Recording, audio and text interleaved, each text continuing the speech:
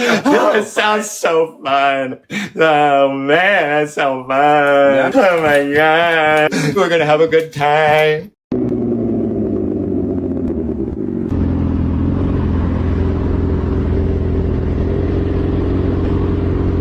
What are we gonna do? Hold it. What are we gonna do? You gonna stop or are you gonna run?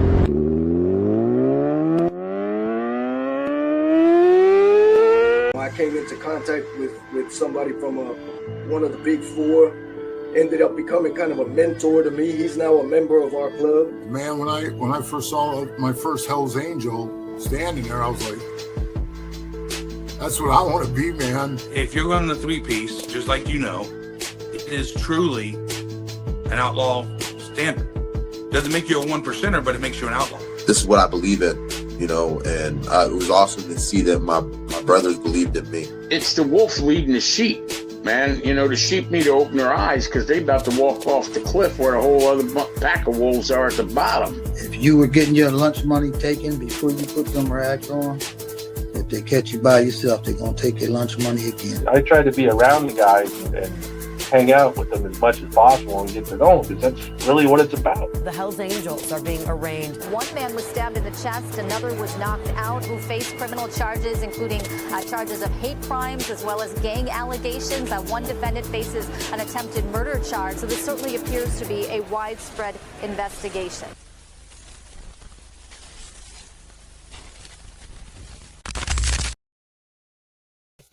Welcome to this episode of Chatting with Stacks. I'm your host, Bill Stacks, and today we're going to talk about this wild police chase that the Hells Angels led the cops on and what led up to that. We got a bunch of other things to talk about. There's so much stuff going on. But before we get started, make sure you hit the like button, subscribe, hit the notification bell so you can get my videos every time they drop. Tell a friend to tell a friend. Tell your mother's, brother's, sister's friend about Chatting with Stacks, the dopest motorcycle content on YouTube. A lot of people are liking the content. We're getting a really strong wave of supporters. People are following. I really appreciate every single one of you. Without you, there is no me. So I appreciate you guys. Thank you for joining me. Shout out to everybody that's supported me throughout this journey. Lindsay, how are you? Thank you for joining me today. I appreciate everything you do for this channel. Glare 1%, good afternoon. Ken, how you doing? Craig, Paula, James, how you doing, man? Mountain Woman, how are you? Eddie, we got a lot of people coming in the house. Asher, what's going on? It's awesome, thank you. Joe, how you doing? So, if you guys haven't noticed, my Facebook has been banned. I don't know what happened. I woke up this morning, tried to go on Facebook. No bueno. It's gone. And if you guys don't know, that's how I make the majority of my money. So, I mean, I'm like at a loss of words about it. So if you guys want to help out the show, it'll be much appreciated. The Cash App is Chatting with Stacks, or you can hit me up on Venmo, PayPal, Super Sticker, Super Chat, Zelle, and they do it right before they're supposed to pay you. And I don't know what you can do about it because there's no phone number to call. They don't get back to you. They say, oh, we sent you an email. No, they didn't. There's no email. They just banned the account. And if you don't know, I always post content on Facebook. It's really, I'm like, wow. But it is what it is, right? You got to just keep it moving and move forward. Things like this happen in life. Hey, what's going on? I don't think it's a suspension. It's gone. It's gone. Shout out to Lynn, Mass. I was up there in Lynn, Mass about a month ago. I stayed there for about 4 days. It was a pretty cool spot. It's exactly where I was in Mass, right near Salem. Shout out to everybody out there in Lynn. Scrap Iron, how you doing? I was out there with Gigi. I'll show you guys some of that interview too. I'll play it today for you guys. I'll give you guys a little treat. James, how you doing? So we got some wild videos. The first video we're going to show you guys is a video of the sheriff in Florida, not Chitwood. It's another one. And apparently an outlaw MC member ran from the police.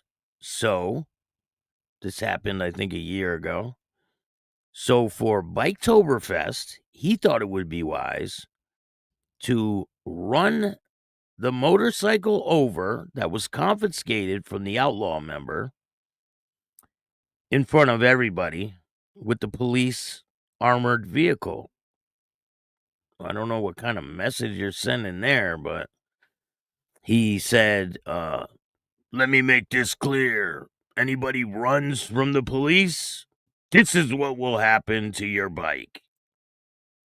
Okay. People are still going to run from the police. I guarantee you that. But we're going to take a look at that video. It's pretty crazy. Let's take a look.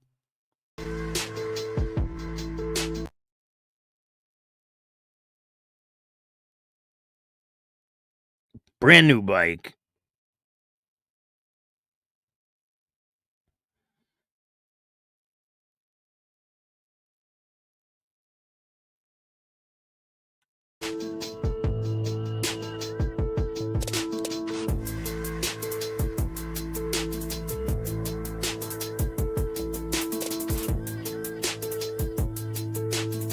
And then move your lever forward, and we're going to start backing it up, right? So once we get cleared back here, that's what we're going to start doing. All right, we're going to run this thing over one more time. Running the tank over, we were like teeter-tottering.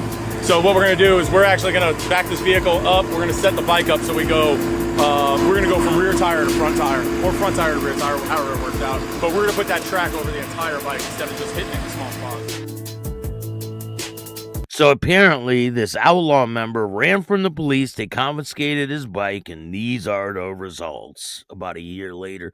Miklo 1%, what's going on? If you don't know, I was banned on Facebook. It's not looking good. I woke up and completely banned on Facebook. Can't get in there. Can't email anybody. It's like, what the fuck? And they gave me no reason. They just took the account down. So, that's how I share this content. I've been building that page since 2021. They have all my pictures and everything on there. I mean, it's a pretty big blow, but we'll get through it. Shout out to everyone for your support. I really appreciate it. I do have another page that I'm creating. It's called Chatting with Stacks. Look it up. It has the logo that's on the top right. That's the logo on the page on Facebook. If you can, go find me on Facebook and follow me. I'm trying to build another page. I'm not going to build that one back to the way that the other one was built, because I'm not going to waste my time with that. I'm going to wait to see what goes on with this whole thing. It's pretty devastating when something like this happens, but I mean, life has obstacles and you got to get through it, right? I'm not going to let it destroy me. I'm just going to keep pushing through it. But I think that this is way uncalled for them to do some shit like this. I mean, what are the alternatives? They're going to auction off the bike. But I don't know what kind of message you think you're sending here. People are still going to run from the police. You think this really scares anybody? It doesn't. People don't care. Oh, big deal. You crushed a bike that you guys could have auctioned off and made money off of. Big deal.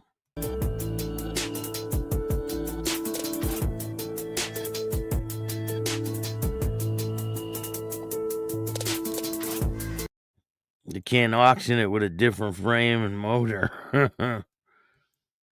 So apparently this was confiscated. You got it, Stacks. Don't give up. No telling what the future holds. 100%. I'm going to the Hall of Fame in December. I'm getting a serious award, and they ain't gonna stop me. So, I mean, the accolades are serious, and I got this documentary coming up. We got the TV series. We got a lot of good things. So, and I got a treat for you guys coming up. I've been working on something because he's at it again. He is at it again. And we got messages we're going to read. Somebody hit me up with some exclusive inside info on this guy, and it gets juicy. You definitely want to tune in for that one.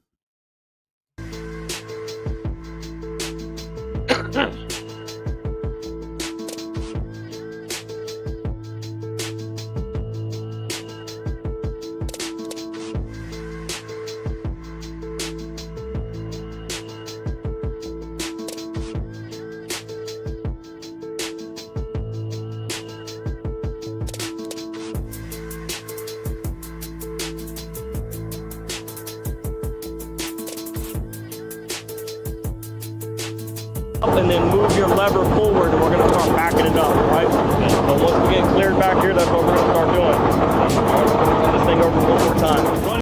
Now, these guys are wasting their time doing shit like this when they could be out fighting real crime that's going on.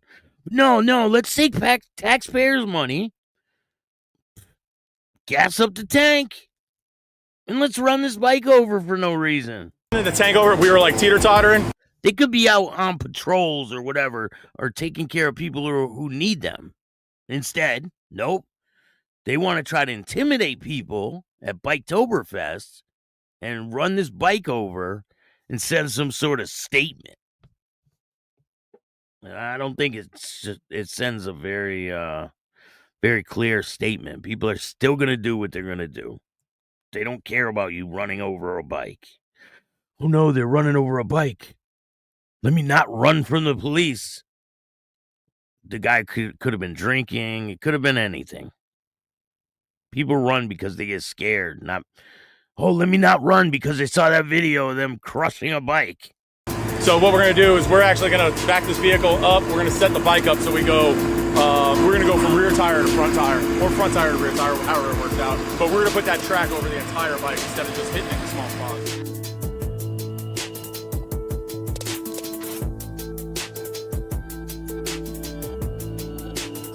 Oh no.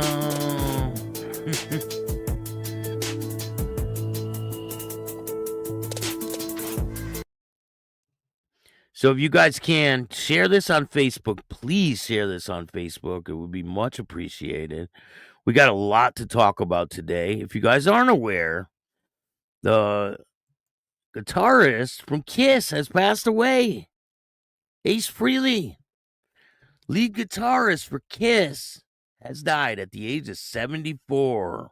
Paul Daniel Ace Frehley, co-founder and lead guitarist of the legendary rock band Kiss, has died following his injuries suffered during a fall last month. According to a statement from his family, he was 74 years old. Frehley's family issued a statement, and it is the following. We are completely devastated and heartbroken.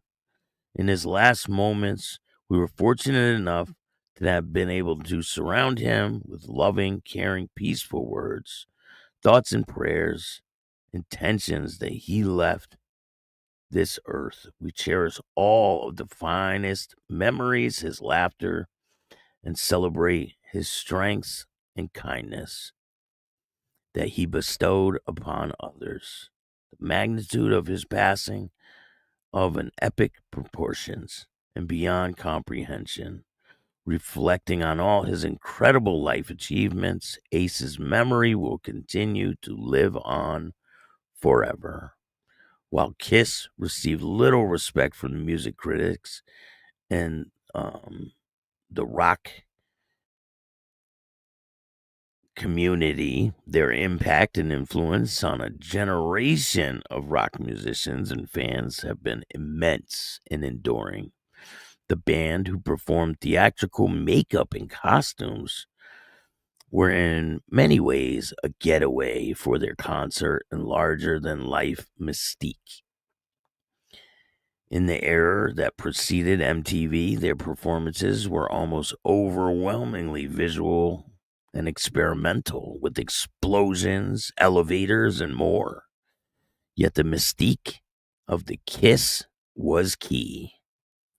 The band members' faces were not revealed for more than a decade, at which point Freely and the drummer Pete Chris had left the band. Freely, better known as Space Ace, cultivated an otherworldly image.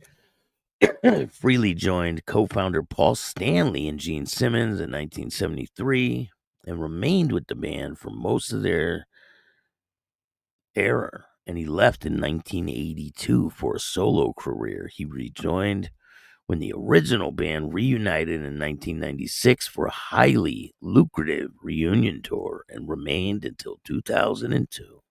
He worked as a solo artist during the other years, and his band, Freely's Comet, under his own name.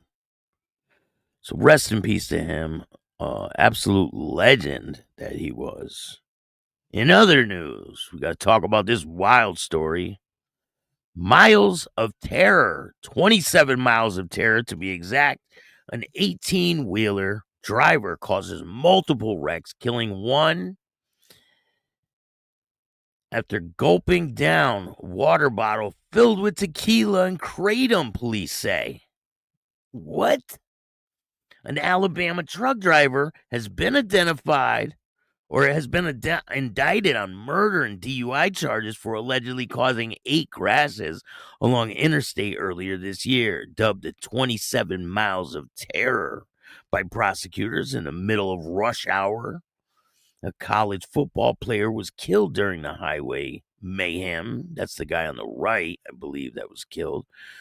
John McAdams, 31, allegedly admitted to drinking an unknown amount of tequila from a water bottle and taking kratom, an herbal supplement that is sold as an energy booster and mood lifter and pain reliever, per Mayo Clinic, before causing the wreck on Interstate 65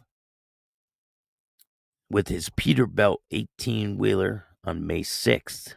McAdams was indicted this week by a grand jury and charged with 1 count of murder for the death of 22-year-old William Hardrick, 6 counts of leaving the scene of an accident, 1 count of driving under the influence, and 1 count of traffic synthetic drugs. According to local authorities, McAdams reportedly told investigators that he pulled over his 2000 Peterbilt tractor trailer at the 365-mile marker on I-65 to rest and drink tequila before napping. He allegedly admitted to taking a half a teaspoon to 1 tablespoon of kratom, which is illegal in Alabama.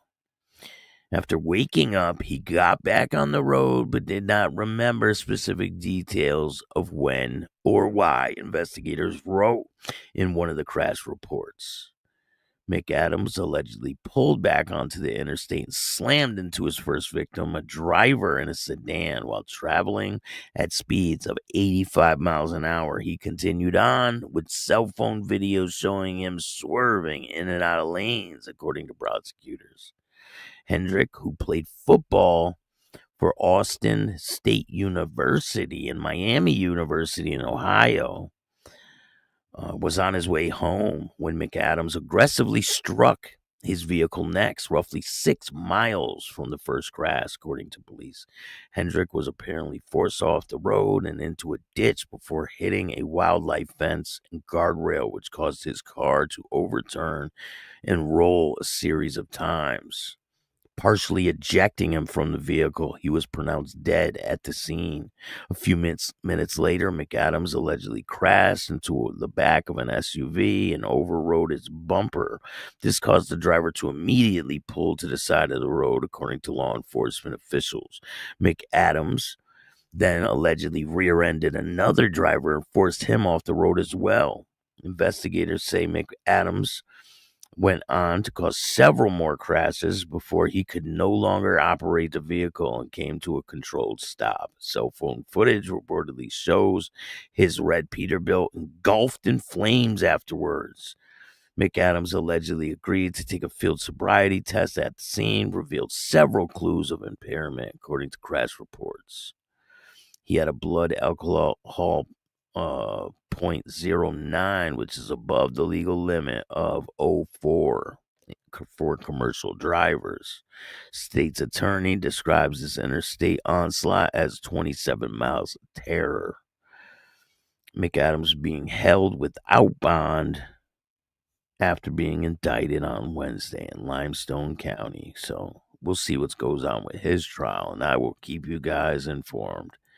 That's a wild story. In other news, we got a lot going on.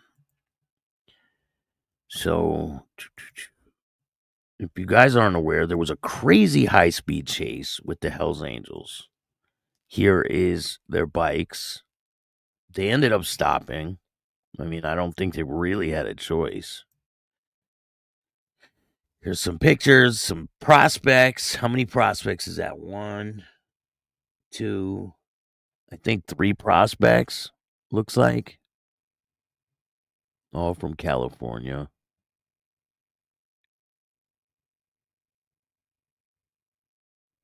So apparently, one person was being pulled over, and they didn't like that. So let me read it to you guys.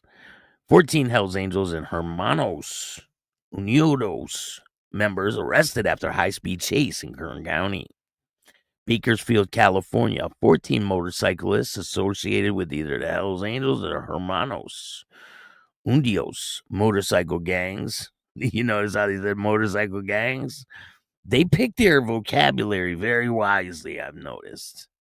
On different instances, they will call it a gang, and then they'll change it up and call it a club. But they are... I will be right back. Give me 1 second.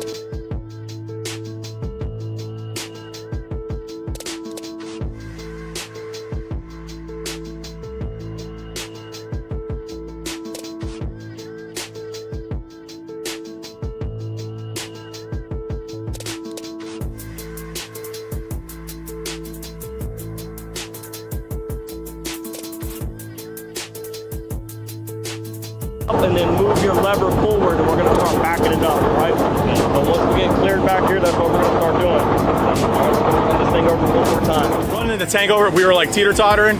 So what we're going to do is we're actually going to back this vehicle up. We're going to set the bike up so we go, we're going to go from rear tire to front tire, or front tire to rear tire, however it works out. But we're going to put that track over the entire bike instead of just hitting it in small spots.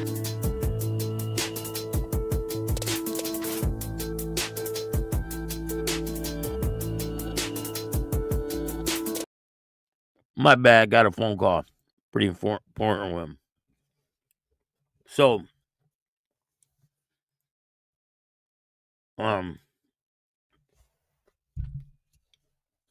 Kern County Sheriff's Office said October 10, 2025, at around 7:47 p.m., Kern County Sheriff's Office received a request from Highway Patrol to help them with a pursuit involving multiple motorcycles who were wearing possible gang attire. Now, was that the reason why they were pulling them over? Possibly, right? It says during the traffic stop, about 5 suspects yielded at a mobile gas station at the 19,000 block of Taft Highway, while 9 others continued northbound on South Enos Lane. The parked motorcycle riders yielded at the intersection of South Enos Lane and Stockdale Highway.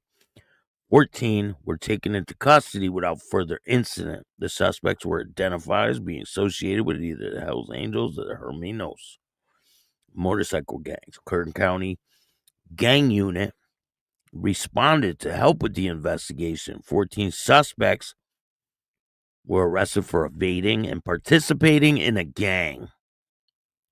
14 motorcycles and jackets were seized. So are we going to see them crush all these bikes too? So I was looking for more information about the situation, and of course I found it, because they're not giving us a lot.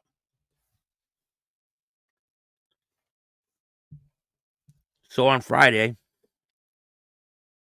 October 10th, at a quiet dusk along SR 119 east of Taft, California, turned into carefully coordinated law enforcement dragnet. Around 7:35 p.m., Central Division Crime Suppression Task Force, backed by Taft Police, Kern County Sheriff's Office, and Kern County Probation, initiated pursuit of a pack of 14 motorcycle riders eastbound of the city of Taft, citing motorcycle vehicle code violations. The riders, law enforcement said, were wearing gang-related attire and eventually identified as linked to the Hells Angels or the Hermanos, outlaw motorcycle gangs. From the start, the pursuit was tense. The group split into two cohorts in an attempt to evade capture. Several CHP units worked in tandem, using roadblocks, coordinated traffic control, and pursuit carefully maneuvered to avoid dangerous high-speed collisions. Assistance from local agencies enabled safe containment. By the night's end, 14 riders were arrested, 10 by CHP and 4 by Taft PD, each booked on felony evading and gang enhancements. So that adds like 10 years to their sentence if they are convicted of this crime. I mean, it's kind of hard to beat. So authorities seized all the motorcycles and confiscated all their gang attire and cuts as part of an evidence haul. According to Kern County Sheriff's Office, an attempt to escape partially unraveling when 5 of the suspects pulled over at a mobile gas station on the Taft Highway, while the remaining 9 continued their flight northbound on South Enos Lane. Ultimately, both sets of riders yielded near the intersection of South Enos Lane and Stockdale Highway without further incident. The sheriff's gang unit is now leading the investigation, working to uncover whether the riders were simply violating traffic laws or were engaged in more organized criminal activity. This operation sends a clear message. Law enforcement in Kern County is actively targeting out-of-control biker gangs who abuse public roadways and potentially use those roads as fronts for illicit behavior. For the public, it's a reminder that no matter the group or the patch, the laws apply to all. So I will give you more information when it becomes available about this situation. And it's pretty crazy. So Flagler Sheriff sends loud message before Biketoberfest. In a move equal parts spectacle and statement, Flagler County Sheriff Rick Staley rolled a 15-ton armored vehicle over a Harley-Davidson once owned by a member of the Outlaws Motorcycle Club, flattened it into scrap metal as cameras rolled.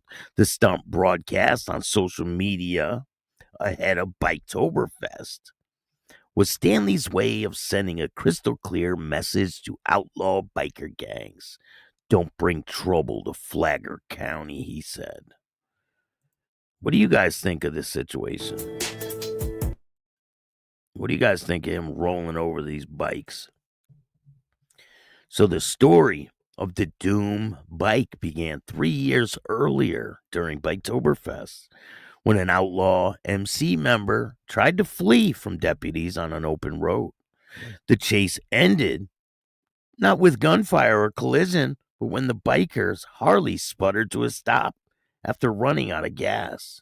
The rider was taken into custody and his prized motorcycle impounded. Now, with the return of the massive Daytona area biker rally, Stanley decided to make an impound final moments a public lesson. In a dramatic video posted by Sheriff's Office, Stanley climbs into the department's armored vehicle, his rescue vehicle, nicknamed the Peacemaker, behind the wheel. He stares into the camera and dares.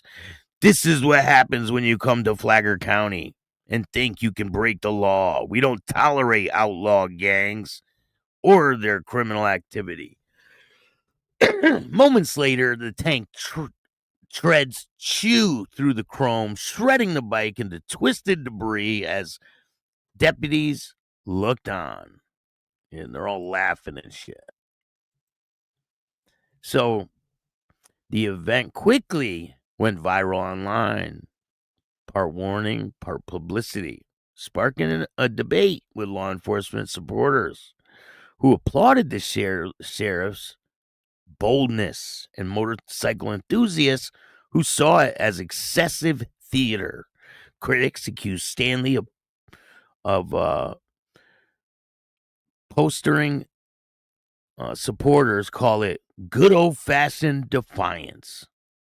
Whether your opinion, the message is unmistakable. The Outlaws, a decades-old motorcycle club identified by federal authorities as a criminal organization, have long been a presence in Florida's biker scene. Their members have been linked to violent clashes with rival motorcycle clubs like the Pagans and the Hells Angels, particularly during events like Biketoberfest and Bike Week, when tens of thousands of riders descend on Volusia and Flagler counties. Sheriff Staley, known for his tough-on-crime image and flair for symbolic gestures, from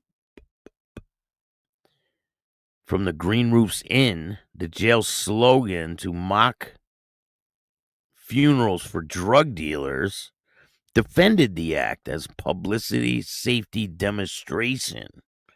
He emphasized the law-abiding bikers were always welcome, but the criminal gangs would get crushed literally and figuratively. Biketoberfest runs from October 16th, which was yesterday, to the 19th, and is expected to draw more than 100,000 visitors. Law enforcement agencies across Central Florida have already stepped up patrol surveillance of known gang members. So we'll see how things transpire over there with Biketoberfest and see if there's any incidents. I'll be reporting on it if there are. Let me go to the comments and see what's going on over here. William, how you doing? Thank you for joining me. What do you guys think of this situation with them crushing the bike? Joe Blunt, how you doing, man? Thank you for joining me today. It's crazy. So this has to do with the Mongols. An alleged bikie charged over Meadowbrook hotel assault. Talk about this situation.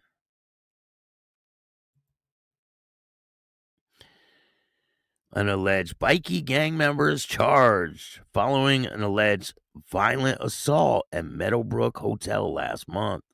Police allege the assault happened at a pub around 6:30 p.m. on September 25th. A group of men were sitting at a table inside the Meadowbrook Hotel, where be alleged one man then assaulted another man, causing him to fall to the ground, police said in a statement. Yesterday, October 17th, detectives arrested a 34-year-old man in relation to an assault following the execution of a search warrant at his residence. Detectives from the organized crime group alleged the man is a member of the Mongols motorcycle gang. He has been charged with 2 counts of assault, causing bodily harm and willful damage. Organized crime gangs detective Inspector Craig Bowman said it was an unprovoked attack to violence, and it shows how dangerous these gangs can be. The OMCGs are violent, and their criminal behavior can cause real harm in our community. Police see firsthand the devastating impact of their actions have, not just on those caught up in criminal activity, but on their families, their friends, and innocent people around them, detectives said. The task force Maxima will continue to work tirelessly to stop gang-related violence and people from being drawn into the destructive lifestyle. Investigators are urging anyone with reluctant information who witnessed the assault, who have not yet spoken to police, to come forward as part of an appeal. Footage released shows men sitting at a table around the time of the following alleged assault. And I'll bring you guys more information on that. This is in the city of Lagoon, or the city of Logan. I think that's in Australia. There's a lot of craziness going on in Australia.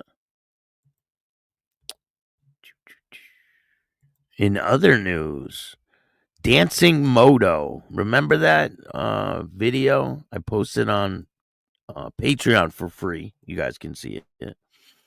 The video of the motorcyclist crashes and slides, and the cop car kind of rolls on top of him.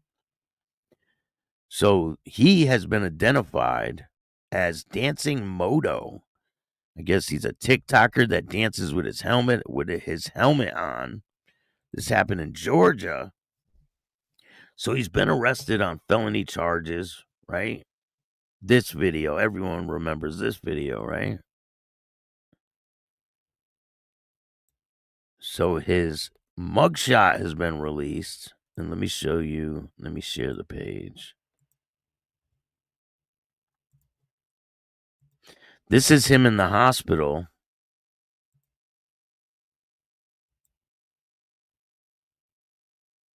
Dancing Moto needs your support.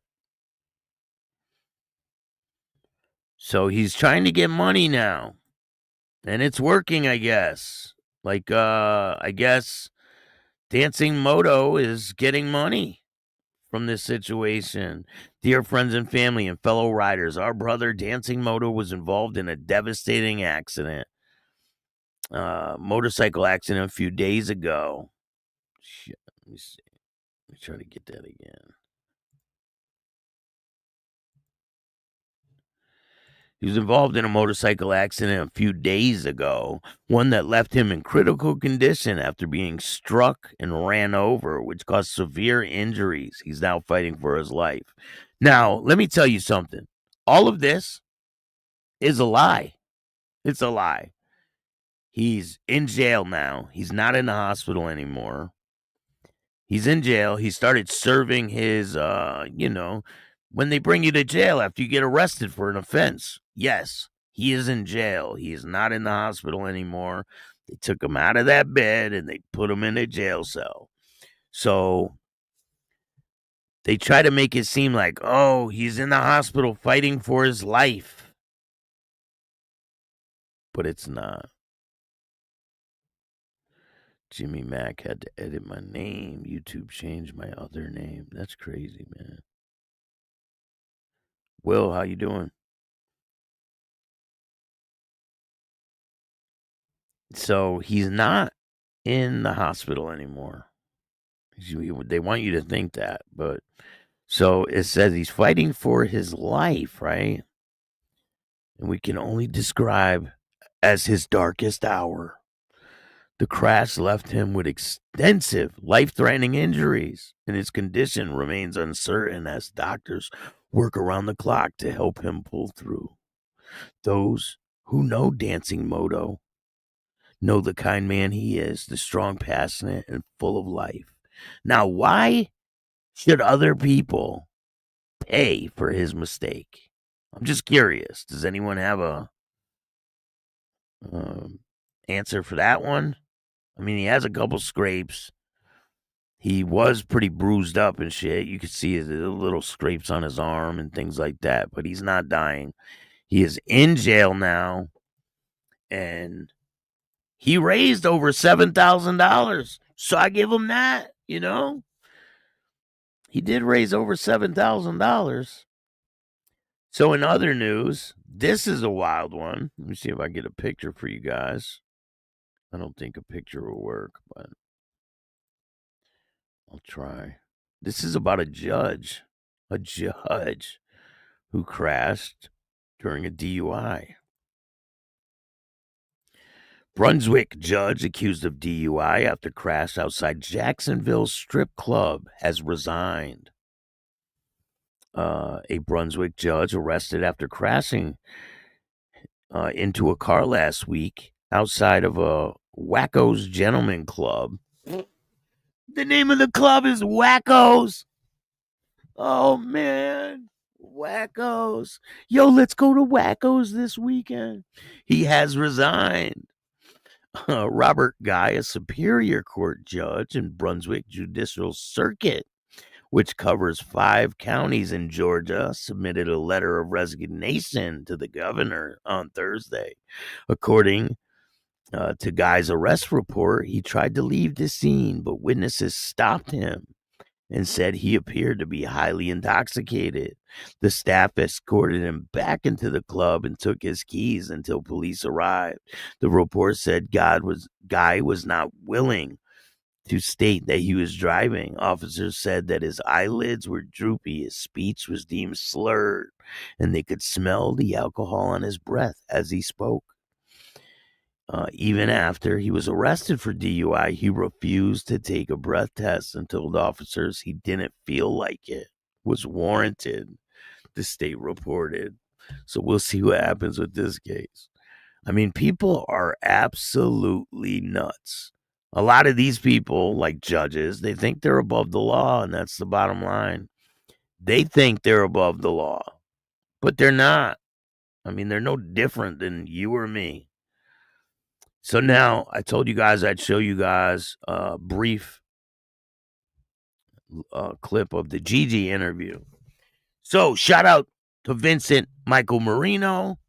I was the first one to interview him when he got out of prison, but this is the second interview, and I apologize for the different colors and the different cameras. I had different cameras, and things weren't matching up. So, but anyway, the in-person interview with Vincent Gigi Michael Marino. This episode of Chat with Stacks. I'm your host, Bill Stacks, and today I got Gigi. What's up, man? How you doing? I'm doing great. Thanks for joining me today. Thank you. Appreciate you inviting me. So I was the first one to interview you when you first got out. You definitely was. You definitely was. I didn't even expect it, to tell you the truth. Yeah, no. You got me good. I just clipped the mic I on. made for effort. He got away with it because he was good at it. So let's talk about when the FBI approached you. I think it was at Logan Airport, right? Okay, now, it was the FBI, the DEA, state police, and then eventually the CIA and the NSA. I was leaving Vegas and I flew into Boston, and I had my cousin pick me up because I didn't have a ride back, and I got approached by 40 gun welding law enforcement agents. And at some point when they were arresting me, a CIA agent and an NSA agent showed their badge and saying, "We're here to pick up our property." And I was like, "What property you trying to pick up?"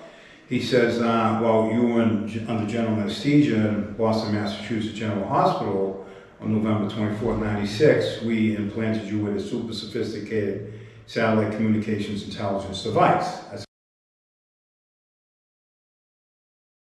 So what he's talking about is, back in the day, in the 90s, he was under constant surveillance because he was associated with the patriarchal crime family. He allegedly tried to kill Frank Salemi, and he went to prison, and he did a long time in prison. Now he's out. But when he was out there, the police, he was shot, right? He was shot, and a situation happened. He was shot. They brought him to the hospital, and the FBI said that they implanted him with a tracking device and a device that could hear what he's saying and things. And they said when he came to the airport, they said we need our device back. We planted a device in your body when you got shot. So that's what he's talking about. So what the hell is that? He said, we can't get into the aspects of what it is, but we want it back. So I was like, you want it back? You did what? I mean, I was kind of confused with the situation. Well, they basically said it was like some type of tracking, sophisticated device. But when they said that date, they did. You remembered that Well, date? I remember the date because I just got out of the hospital for a bullet removal. I got shot previously.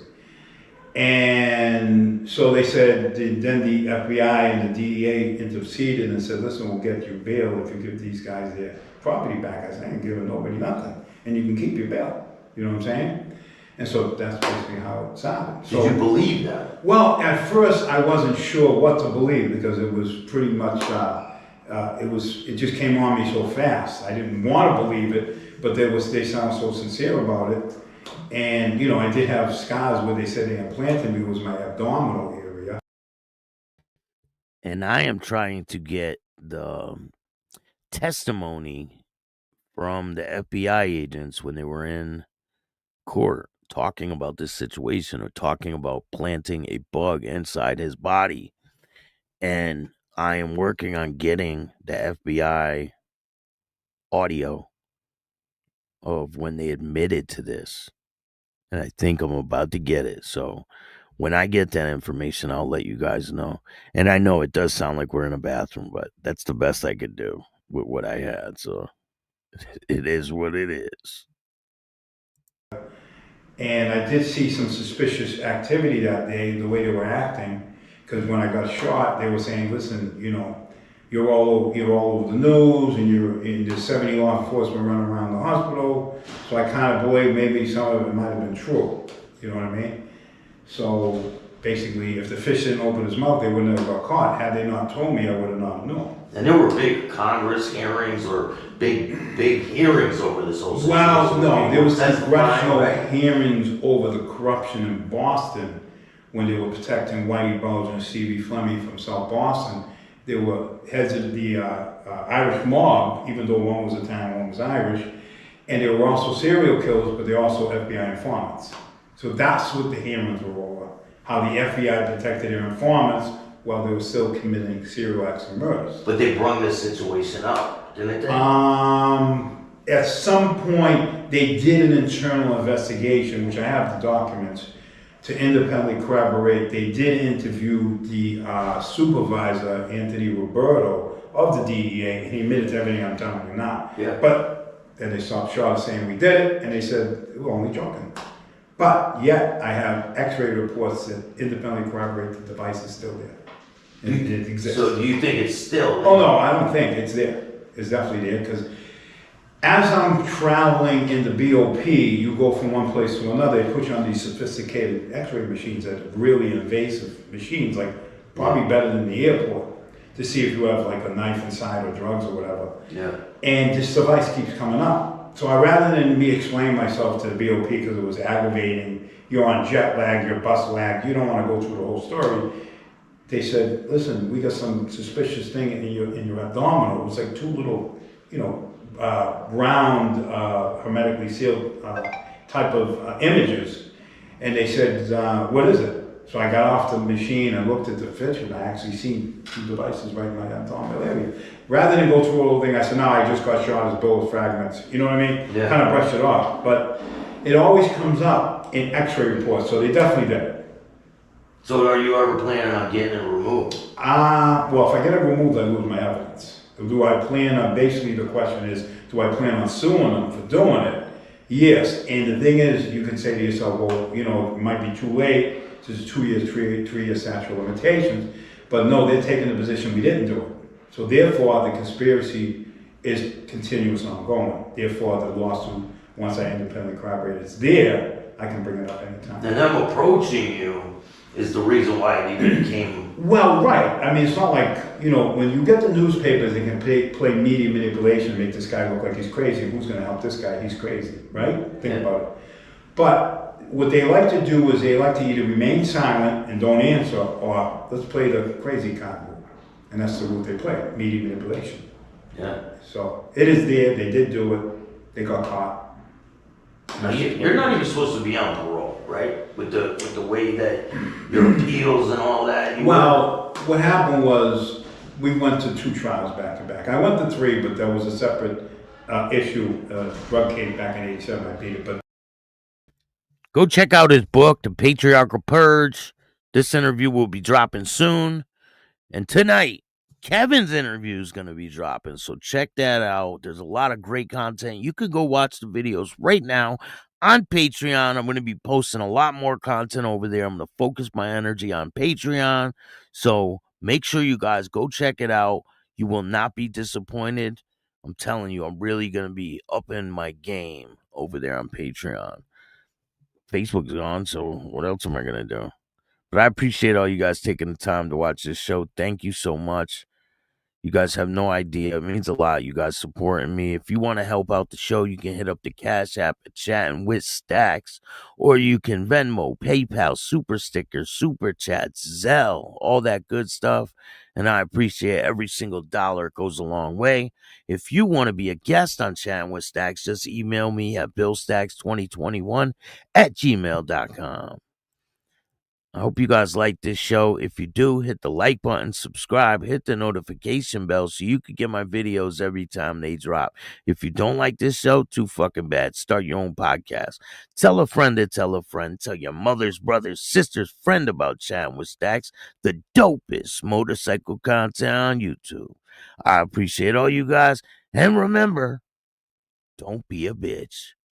And all new at 5, a major organized crime bust. 23 people under arrest now accused of stealing guns and cash. Today, police revealed 4 organized crime groups are wreaking havoc. From aggravated robbery to kidnapping, burglary, and more. Let's take a look at this. New pictures from court documents in this case. These are a few of the people who have been charged. And investigators say the money, tens of thousands of dollars, is all stolen